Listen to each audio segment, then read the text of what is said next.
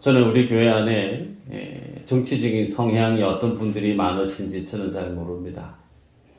국민의힘을 지지하시는 분들 계실 것이고 민주당을 지지하시는 분들 계실 것이고 혹은 그 외에 다른 정당을 지지하시는 분들도 계실 수 있습니다. 저마다 다 다르죠. 특히 이 거대 양당 국민의힘과 민주당의 세상을 바라보는 관점이 분명히 차이가 있습니다. 안보에 대해서도 그렇고 외교에 대해서도 그렇고 경제에 대한 관점도 제각각 판이하게 다릅니다. 그래서 정치와 관련된 뉴스를 보다 보면 재밌기도 하고 답답기도 하고 보다 보면 화도 나고 아마 그런 마음이 있지 않겠나 싶어요. 그런데 그렇게 각각 다름에도 불구하고 한국과 북한이 전쟁 없는 평화 통일을 이뤄가야 될 그 방향성, 그 길에 대해서는 양당이 모두 공감하고 있는 줄 압니다. 그래서 모두가 통일을 위해서 부르짖고 통일을 위해서 애쓰는 것 지극히 당연하죠. 그런데 그 통일을 일구어가는 가야 될 그 길, 통일이라 할 때 그 길을 일구어내는 방식은 또 다르죠. 다름에도 불구하고 우리들은 알아야 될 내용들이 합당해야 되겠다. 통일을 일궈가는 그 길이 합당해야 되고 정당해야 되고 정직해야 되고 모든 국민들이 공감할 수 있는 그런 절차의 과정을 정확히 밟고 통일을 향해 준비하고 나아가는 것이 우리의 삶에 우리나라에 맞지 않는가 싶습니다. 그래서 그런 어떤 합당하고 정당하지 않는 다른 루트 혹은 다른 어떤 방식으로 통일을 위해서 준비한다라고 하는 것은 국가적인 혼란을 야기하게 됩니다. 그래서 국가의 어떤 방향성을 놓고 볼 때도 가야 할 길이 분명히 있음에도 불구하고 가야 할 그 길을 걸어갈 때 때로는 피해야 되고 때로는 돌아가야 되고 때로는 그 길을 선택하지 않아야 되는 그런 길도 늘 존재합니다. 근데 이것이 우리의 일상에는 없는가? 아니요. 우리의 일상에도 있습니다. 우리가 주님 앞에 믿음의 삶을 살아갈 때 믿는 자로서 반드시 가야 될 길이 있습니다. 반드시 가야 될 그 길 여정 속에 때로는 가지 말아야 될 곁길도 늘 존재하죠. 그래서 오늘은 본문을 보면서 우리가 주님 앞에 있어서 가야 될 길 혹은 벗어나야 될 길 중에 벗어나야 될 길에 대한 내용을 관점으로 말씀을 보기를 원합니다. 오늘 본문의 13장, 1왕기하 13장은 크게 세 내용으로 구분이 됩니다.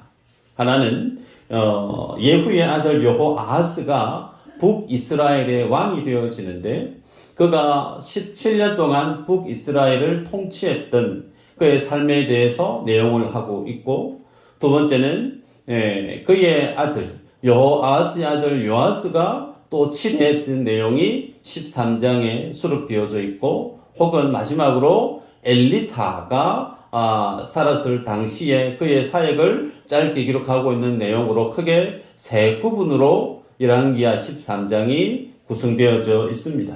오늘 첫 시간인데요. 1절에 보니까 여호아하스 왕이 등장합니다. 이 사람은 예후의 아들이죠. 북이스라엘의 예후의 아들. 우리가 지난 시간에 쭉 살펴보았는데요. 예후라고 하는 그 인물은 북이스라엘의 포악한 왕이었던 아합의 가문, 어머니 왕들을 정리해버렸던 개혁가고 혁명가라 할 수 있습니다.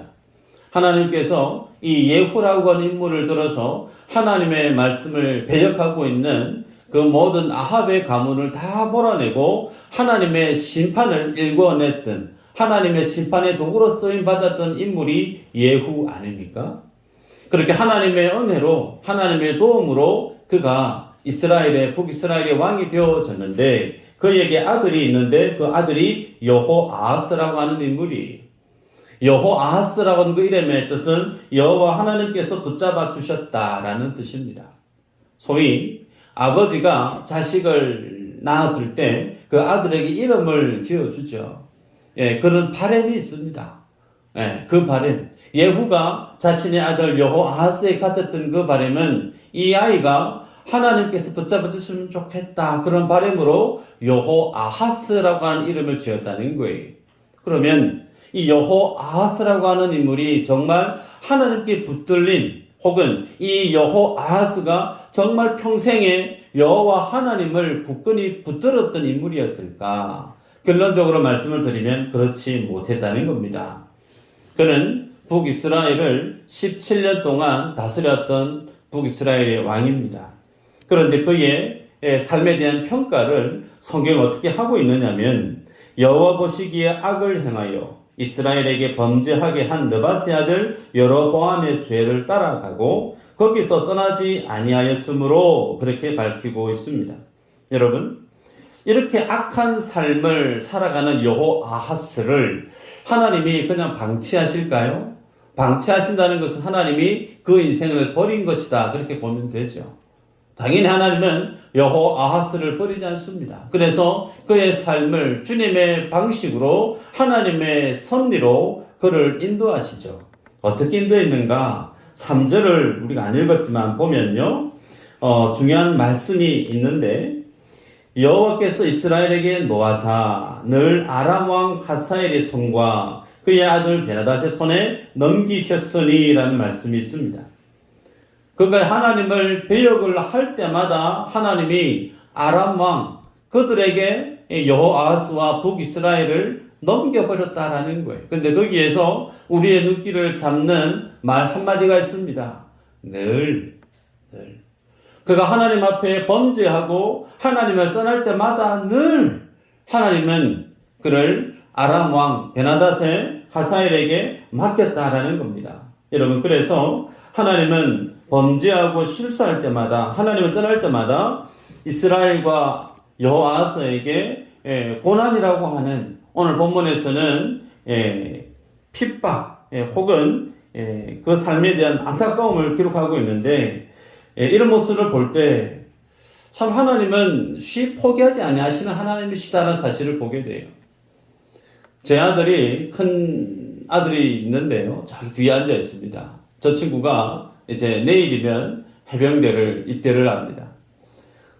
지금 앉아서 멀쩡히 참 착한 아들로서 예배를 잘 드리고 있는 그 모습이 참 아버지로서는 부끄럽지만 참 감사한 마음이 큽니다.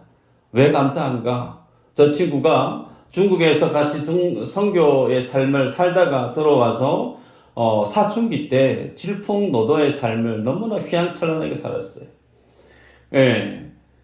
아버지로서 자식을 키우는 것이 쉽지 않구나라는 것을 제가 참 많이 느꼈던 시간들이 있었습니다. 본인 나름의 어려운 시간이 있었겠죠. 중국에서 살다가 한국에서 적응하는 것이 쉽지 않았을 겁니다.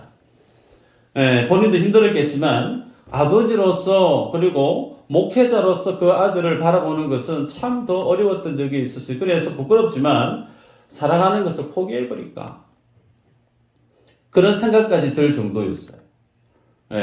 그런데 부끄러운 고백이지만요, 제 아들이지만 저보다 더 착해요. 어느 누구에게도 말한 적이 없는데요, 제가 하나님 앞에 저 나이 때에 살았던 모습에 비하면 저보다 몇 배 더 착한 사람이 저 친구입니다. 그럼에도 불구하고 그 모습이 불만이 있고 불평이 있고 어떤 문제가 있을 때 아버지 된 저의 모습은, 야, 사랑하기 참 힘들다. 그러면서 제가 무슨 생각을 하게 되어졌냐면, 하나님께서 나를 어떻게 사랑하실 수 있을까라는 부분이죠. 저보다 수없이 더 많은, 지금까지 주님 앞에 범죄하고 실수하고 주님이 기뻐하는 일을 내 마음껏 살았던 지난날의 그 모든 케이스 바이 케이스를 카운트를 하면 고개를 들고 주님 앞에 설 수 없음에도 불구하고 하나님은 그런 연약한 저를 사랑하신다라고 하는 분명한 메시지를 쉼없이 주시거든요. 그래서 그 주님을 볼 때 주님 앞에 하나님의 그 사랑을 청량할 수가 없음을 고백하게 되죠.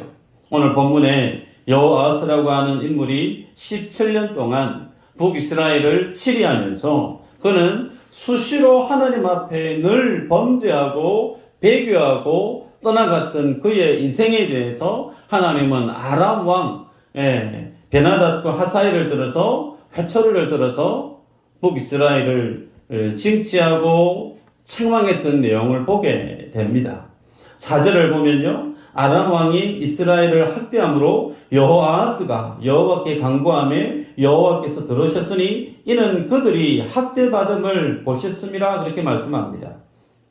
이스라엘 백성들이 아람으로부터 학대받았대요. 너무 괴롭다 보니까 학대받는 게 너무 힘드니까 여호아하스가 하나님 앞에 간절히 간구하니 기도를 드렸다는 거예요. 여러분, 저는 말씀을 보면서 제 나름 생각을 했습니다. 이 인물이 정말 처음부터 마음 다잡고 회개하는 마음으로 하나님 앞에 자신의 잘못을, 이스라엘의 잘못을 등에 짊어지고 주님 앞에 그렇게 자복하는 마음으로 간절히 기도했을까? 그러지 않았을 것 같아요. 처음에는 단과 베델에 있었던 황금 송아지 앞에 가서 아마 기도했지 않았겠나. 혹은 또 다른 아세라 우상에게 가서 또 절하며 기도하지 않았겠나 싶어요. 근데 아무리 자기가 원했던, 자기가 즐겨 찾았던 우상을 향해서 열심히 간구하고 기도해도 아무런 인생의 문제가 해결되지 않았던 것 때문에 마지막에 선택했던 카드가 아마 여호와 하나님 앞에 나아가서 기도했던 모습이 아니었겠는가, 그런 생각을 가져봅니다. 여러분, 이런 생각을 해볼 때 인간의 이 기도하는 이 모습이 얼마나 참 교활한가, 참 얼마나 간사한가라고 하는 부분을 생각하게 되죠. 우리 같으면 좀 전까지만 해도 나와 눈을 전혀 마주치지 않고 그에 대한 나의 마음에 대해서 전혀 관심도 없이 가지지 않던, 정말 무시하며 관심을 하나도 가지지 않던 그 사람이 본인이 어렵고 힘들다고 해서 얼굴에 철판을 깔고 도와달라고, 살려달라고 애원하는 그 모습을 볼 때 마음 착한 분들은 모르겠지만 저는 도와주고 싶은 마음이 들지 않을 것 같아요. 네 좀 전에 나에게 어떻게 대했니? 좀 전까지는 해도 네가 나를 어떻게 바라봤니? 아마 서운한 마음 때문에 적잖이 고생 진탕하게 만들고 난 다음에 그리고 나서 정말 회개하는 마음이 좀 눈에 보이면 도와줄 마음이 조금 생기지 않을까 싶을 정도인데, 여러분, 주님은 그런 학대받는 가운데 하나님 앞에 간구하는 여호아하스에 대해서 어떻게 말씀하시고 있느냐면 4절 이후로 보면 하나님이 여호아하스가 주님 앞에 간구하는 그 기도를 들으셨대요. 학대받는 그 모습을 주님이 보셨다는 겁니다. 결국은 학대받고 구원을 위해서 요청하고 간절히 간구하는 그의 기도를 주님이 들어 응답을 해 주시죠. 그래서 구원자를 보내주어서 결국은 아람 간의 그 학대하는 그 환경을 주님이 말끔히 문제를 해결해 주십니다. 이 부분에 있어서 한번 생각해 볼 필요가 있는 것이, 여호아하스가 주님 앞에 죄를 범하고 실수했을 때 하나님이 학대합니다. 학대하게 주님이 환경을 통원해서 그를 징치하죠. 회초리를 들었다는 거예요. 그러니까 회초리를 맞고 학대를 당하고 인생의 고난이 닥쳐오니까 비로소 하나님 앞에 나아가서 납작 엎드려서 기도하고 있는 이 여호아하스의 이 믿음의 모습, 성경 어디의 모습과 오버랩 될까요? 사사기의 모습과 같습니다. 사사기의 내용의 패턴이 날마다 그들이 하나님을 떠납니다. 그러면 주님이 이방 민족을 들어서 말씀을 떠난 그들을 주님이 회초리를 들어 치시죠. 그러면 못 살겠다고 힘들어서 주님 앞에 살려달라고 또 기도합니다. 그러면 하나님의 사사들을 한 사람 한 사람 보내서 또 그들을 구원해냅니다. 그런데 이것이 다람쥐 쳇바퀴 돌듯이 계속 반복돼요. 그러면서 사사기에서는 그러한 어떤 삶의 이유를, 믿음의 행태의 모습을, 원인을 어떻게 이스라엘 백성들이 외치냐면, 우리에게 왕이 없어서, 우리에게 왕이 없어서 이렇게 고난이 있고 어렵다고, 우리에게도 왕을 주옵소서라고 외칩니다. 여러분, 오늘 본문에 북이스라엘에 왕이 없나요? 왕이 있습니다. 예후의 아들이에요. 아합의 왕조를 무너뜨리고 새로운 하나님의 은혜를 힘입어서 개혁하고 새롭게 나라를 이렇게 세웠던 예후의 아들 여호아하스라고 하는 왕이 있습니다. 그럼에도 불구하고 여호아하스와 비롯한 북이스라엘의 모습이 어떻게 드러납니까? 동일하게 이방 민족의 말발굽 아래 짓밟힙니다. 사사기의 모습과 그 삶의 행태가 신앙의 결과물이 전혀 다르지 않습니다. 무엇을 성경이 우리에게 교훈할까요? 내가 변하지 않으면 아무리 환경을 바꾼들 그것은 의미가 없다는 거예요. 다시 말씀합니다. 내가 하나님 앞에 변화되어지지 않으면 환경을 아무리 좋은 환경으로, 최적 환경으로 바꾼들 그것은 의미가 없다는 겁니다. 더 구체적으로 보면요. 4절 이후로 보면 아람에 의해서 이스라엘이 학대를 받았습니다. 이 학대라고 하는 이 표현이 성경에서 어디에 먼저 드러나냐면 대표적으로 출애굽을 할 때 이스라엘 백성들이 애굽에 의해서 학대받았던 내용을 여러분 기억하실 수 있을 거예요. 그 학대받는 그 민족을 주님이 출애굽을 시킵니다. 출애굽을 시키면서 주님이 그들에게, 이스라엘 백성들에게 하신 말씀이 있어요. 제가 읽어드리면 출애굽기 22장 21절인데요. 너는 이방 나그네를 압제하지 말며 그들을 학대하지 말라. 너희도 애굽 땅에서 나그네였음이니라. 이때는 애굽의 노예로 살던 그들이 이제 왕정 국가로 나가기 위해서 첫발을 내딛는 때입니다. 그래서 첫발을 내딛으면서 하나님이 주실 복, 그 강력한 하나님의 은혜로 세워진 이스라엘이라는 그 나라의 힘을 내다보면서 너희들이 학대받았으니까 너희들이 그 하나님의 힘을 드러낼 때 이스라엘의 세계의 역사에 우두커니 세워질 때 너희들 학대하는 삶을 살아서는 안 돼 라고 주님이 말씀했단 말이죠. 그런데 오늘 왕정 국가의 삶을 살아가고 있는 지금 이 상황에서 상황이 반전이 되어졌어요. 도리어 학대받고 있는 북이스라엘의 모습을 우리가 보게 됩니다. 그래서 이러한 상황이 오늘 우리에게 주는 교훈이 있습니다. 여러분, 여호아하스가 가고 있는 그 길은 그 마지막에 오늘 성경이 뭐를 기록하고 있느냐면 여로보암의 길이라고 그랬습니다. 여로보암의 길. 소위 여로보암으로 가는 그 길은 자기가 볼 때 좋은 길로 여겨지고 그 길로 가면 행복이 보장될 것 같고 그 길로 가면 모든 것이 다 형통해질 것 같아도 여로보암에 가는 그 길은 종국에는 멸망의 길이고 실패의 길이고 불행의 길임을 스스로 자기의 삶을 무너뜨리는 실패의 길임을 성경이 오늘 우리에게 환경을 통해서 계시하는 걸 보게 되죠. 여러분, 이런 학대 속에 부르짖을 때 하나님은 분명히 응답해 주십니다. 이런 모를 구원자를 주님이 허락해 주셔서 학대받는 그 순간 그 어려움을 이겨낼 수 있도록 주님이 피할 길을 허락해 주시죠. 그래서 5절 하반절 이후로 보면 아람 사람의 손에서 벗어나 전과 같이 자기 장막에 가하였으나 그래요. 전과 같이 자기 장막에 가하였으나 여러분 이 말씀 이면에는 그들이 아람으로부터 학대받았을 때 자기가 자기 집에 거할 수 없었다는 거예요. 내가 내 집에 살지 못하고 도망다니고 나그네로 이리 피하고 저리 피하고 살기 위해서 얼마나 힘든 삶을 살았을지를 좋게 상상할 수가 있습니다. 그러다가 그 모든 인생의 대적들을 주님이 다 말끔히 몰아내고 나서 자기 집으로 돌아오는 거예요. 자기 집으로 돌아와서 남편과 아내가 얼굴을 마주보고 부모와 자식이 눈을 마주보고 같은 식탁을 대하고 일상 아닙니까? 같이 밥을 먹고 잠을 자고 수다를 떨고 여러분 이 일상의 이 삶이 얼마만큼 하나님이 주신 큰 복인가를 성경이 오늘 우리에게 보여줍니다. 여러분의 삶들 속에 큰 돈이 없고 자랑할 만한 건강의 모습이 없고 늘 내 삶들 속에 내 가정 속에 핍절이 있고 연약함이 있고 뭔가 답답함이 있을지 모르겠지만 그럼에도 불구하고요 평안하게 식탁에 둘러앉아서 식구들이 얼굴을 마주보고 밥을 먹을 수 있다. 이거 하나님 주신 큰 축복임을 믿으시기를 바랍니다.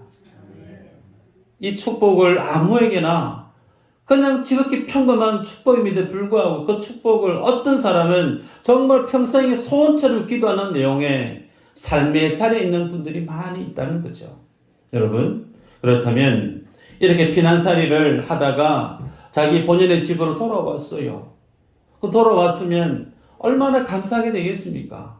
하나님이 내 기도를 들으셨구나. 하나님이 우리나라를 도와주셨구나. 다시금 일상의 삶을 살 수 있는 평안의 삶을, 샬롬의 삶을 살 수 있게 하는 정말 감사합니다. 그런 믿음의 고백이 일어나면 그 다음에 드러나야 될 삶의 믿음의 모양이 어떠해야 될까요? 당연히 하나님 제일주의, 말씀 중심의 삶을 살아야 되는 것이 상식적인 수순 아니겠습니까? 그런데 여호아스가 이러한 일들을 겪고 난 이후에 그의 정치적인 삶의 노선을 어떻게 정하냐면 6절 이후로 봅니다. 그들이 이스라엘에게 범죄하게 한 여로보암의 집에 죄에서 떠나지 아니하고 그 안에서 따라 행하며 또 사마리아의 아세라 목상을 그냥 두었더라. 네. 적어도 집을 떠나서 도망 다닐 정도로 위급한 상황을 경험하다가 하나님의 은혜를 드디어 다시금 삶의 안정을 찾았으면 하나님 앞에 기도 응답의 결과를 바로 알기에 말씀 중심으로 하나님 중심으로 삶을 살아야 될 텐데 국가적인 위기도 지나가고 자기의 개인적인 위기도 다 회복되어졌는데 정작 그가 선택하고 나아가는 삶의 방향성은 하나님이 기뻐하는 삶의 방향이 아니더라는 거예요. 도리어 예후가 쫓아내져 버렸던 바알 신앙을, 아세라 신앙을 다시금 그것도 북이스라엘의 수도의 중앙에 아세라 우상의 목상을 떡하니 세워두고 하나님이 정말 싫어하는 우상 숭배의 삶을 살아가고 있는 여호아스의 모습을 보게 됩니다. 여러분, 도무지 이해가 되지 않는 여호아스의 신앙의 이 행보, 이 대목에서 한 번쯤은 그 모습을 보고 있어야 되나 하나님의 입장에 대해서 한번 생각해 볼까요? 하나님 얼마나 큰 배반감을 느끼겠습니까? 좀 전까지만 해도 제발 하나님 살려달라고, 구원시켜달라고, 좀 제발 살려달라고 울부짖고 간절히 기도했던 그 모습이 금방 지나고 나니까 고개를 하나님이 아닌 우상을 향해서 차갑게 돌아서 버리는 이스라엘 백성들의 배교, 여호와의 그 불신앙, 주님이 그 모습을 보고 얼마나 마음이 허탈했을까 싶은 마음이 듭니다. 여기서 질문이에요. 여러분, 2대 회초리를 때렸는데 2대 맞고 돌아서서 하나님 앞에 제대로 살 것처럼 행동했는데 또다시 같은 죄를 범합니다. 그러면 이번에는 몇 대를 때려야 될까요? 3대 때려야 될까요? 그렇죠? 한 대 때려서 안 되면 2대 때리고 2대 때려서 안 되면 3대 맞는 거예요. 결국은 본문에서 13장에서 어떻게 행해지느냐면 아예 북이스라엘을 베나다시 멸절시켜버립니다. 정상적인 국가의 기틀을 다 무너뜨려버립니다. 그래서 말씀을 보면 7절 열어보면 마병이 50명, 병거가 10대, 보병이 10,000명.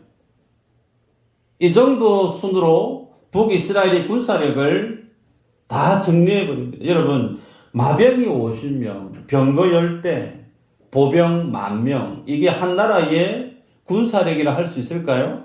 그럴 수 없습니다. 그냥 여호아스를 보호하는 친위 경비대 수준으로 전락하고 말죠.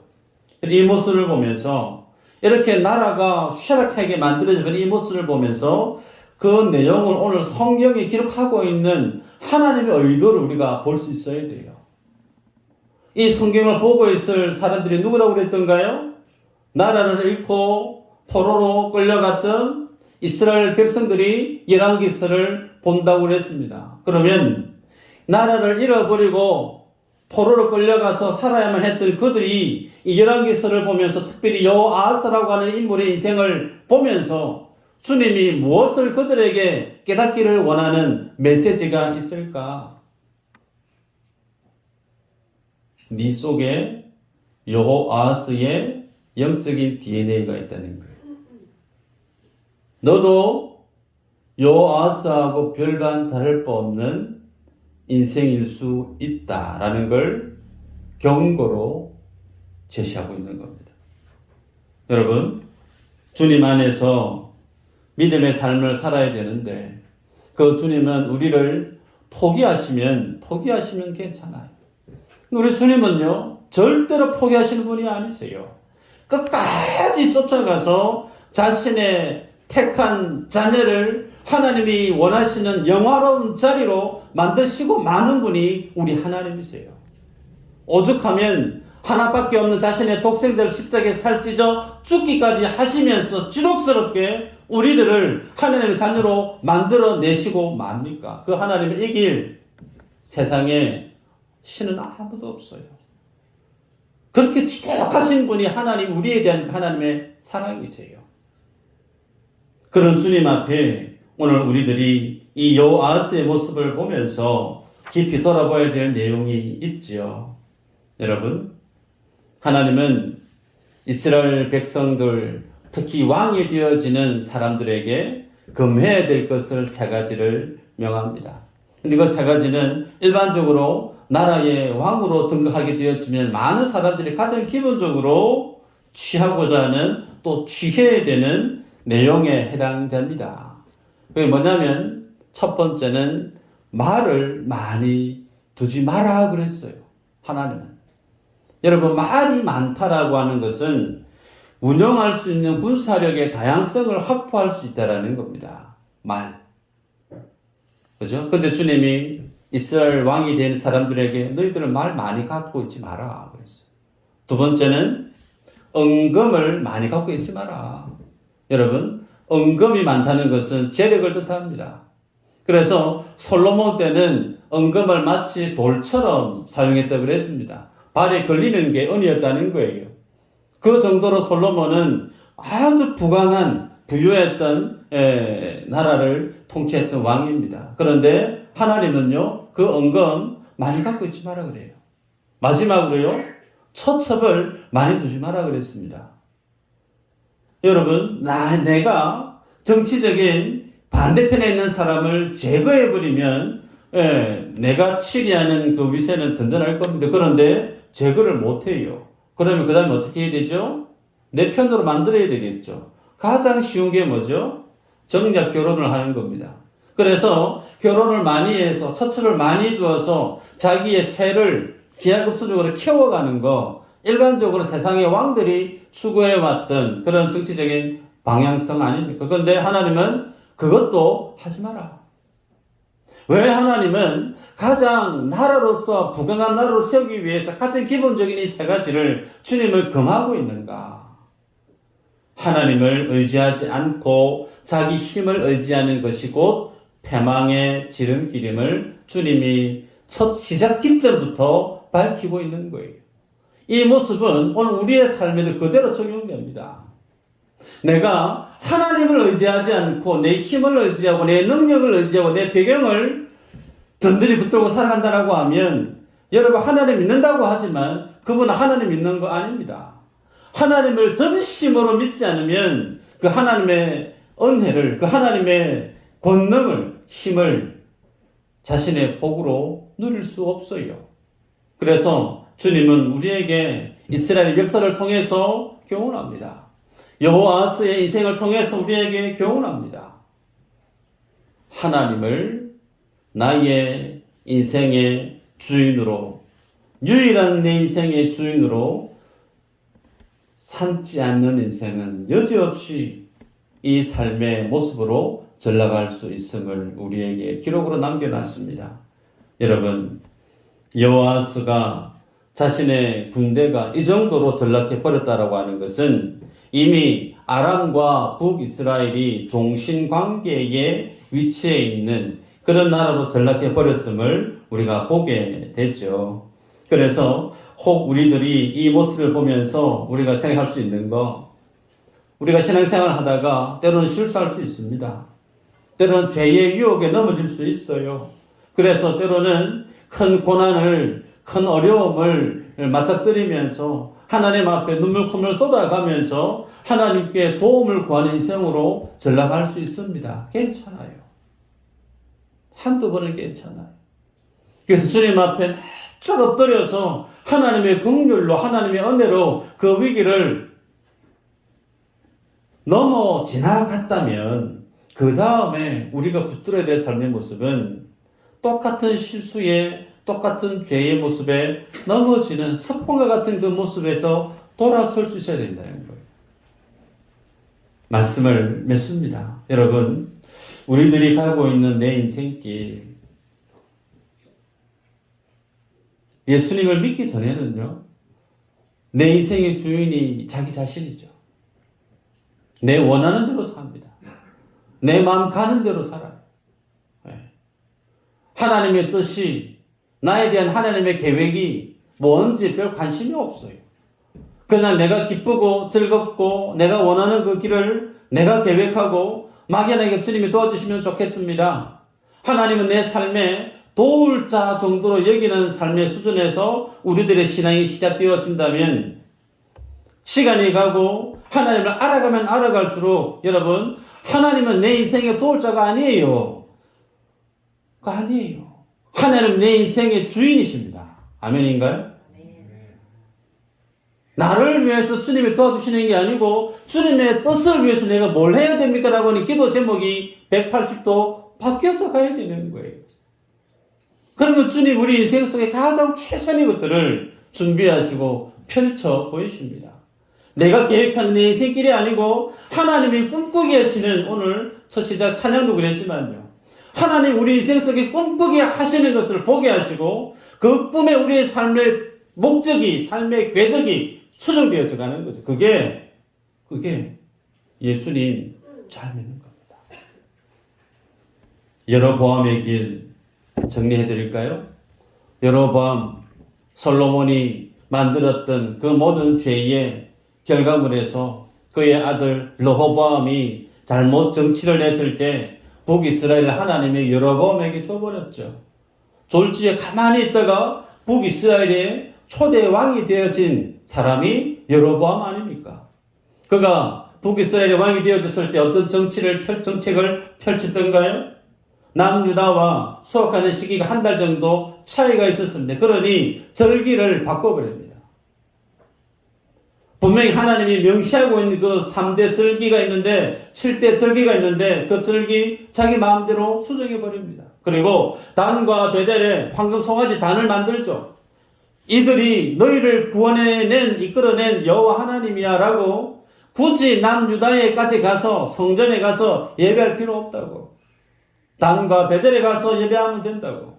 그리고 제사장은 아무나 자기 마음에 눈에 들어오는 사람 아무에게나 제사장 옷을 입혀서 제사장직을 하게 있고, 바른 소리를 하고 진리의 말씀을 전하는 사람들은 다 쫓아내버렸어요. 결국에는 무엇이 더 효과적인가? 무엇이 더 인간에게 이로운가? 인간적인가? 여러분, 그래서 사람들이 보기에 좋고 사람들이 보기에 이해되어지고 효과적이면 그걸 다 취하는 겁니다. 그 정점에는 뭐가 있죠? 내 행복이 있습니다. 내 만족이 있어요. 내 영광이 있습니다. 그 중심에는 하나님의 나라는 없습니다. 하나님의 뜻은 그 중심에 없어요. 여호아하스가 간 길이 마치 그와 같은 길이었다는 겁니다. 오늘 우리의 믿음의 걸음을 내가 반추하면서 내가 선택하고 결정하는 일상에 솟아난 그 모든 것들이 하나님의 뜻 앞에서 필터링을 거친, 소위 하나님께로부터 결제를 다 받은 그런 선택들이었고 결정이었는가, 서로 주님 안에서 점검해 보시기를 권합니다. 쌀쌀한 가을입니다. 그러나 이 가을에 우리가 하나님의 말씀 앞에 서기 참 좋아요. 이 가을에 주님 앞에 우리의 마음을 다잡고 새벽을 살고 밤을 살며 기도하기 참 좋은 계절입니다. 저는 말씀을 준비하면서 여러분들이 다시금 말씀 중심으로, 다시금 하나님의 교회 중심으로, 다시금 주님 앞에 하나님 중심으로 돌아서는 영적 부흥을 경험하는 복된 이 행복한 가을이 되었으면 좋겠다 싶습니다. 11월 달에 다니엘 기도회가 시작됩니다. 포스터가 뒤에 붙여져 있고 주부의 광고가 계속 나가고 있습니다. 어떤 분들은 의뢰해왔던 거 그냥 간정 좀 듣다가 가면 되는 거 아닌가. 그 정도 우리가 기대하면 그 정도의 은혜를 받을지 모르겠습니다. 우리 그렇게 여기지 않았으면 좋겠어요. 이 가을날에 여러분들이 주님 앞에 해결해야 될 기도 제목들을 작성해 보십시오. 하나님 앞에 다시금 내 마음을 쏟아내야 될 그런 간절한 기도 제목들, 인생의, 자녀의, 일터의 허대의 많은 내용들을 푹히 적어서 단순히 구경꾼으로 예배에 나오는 것이 아니고요. 그 시간, 21일 동안 주님 앞에 한번 기도로 나아보는 시간이 되었으면 좋겠습니다. 보는 구경꾼이 아니고요. 하나님의 은혜의 보좌에 내가 달려가서 하나님의 만지심을, 하나님의 삶을 통치하심을 여러분이 직접 한번 경험해 보셨으면 좋겠어요. 그건 누가 해줄 수가 없어요. 여러분이 직접 하셔야 됩니다. 직접 이 자리에 오셔서 마음을 풀어헤치시고 시간을 들이고 마음을 쏟아내셔야만이 하나님이 여러분의 인생을 만지시고 가정을 다스리시고 삶의 일터를 주님이 이끌어 세우시는 것을 비로소 여러분이 여러분의 복으로, 여러분의 축복으로 맞닥뜨리게 되죠. 영적 부흥이 있는 여로보암의 길이 아닌 하나님이 인정하시는 믿음의 길을 걸어가는 우리 여러분 모두가 되시기를 주의 이름으로 축복합니다. 기도합니다.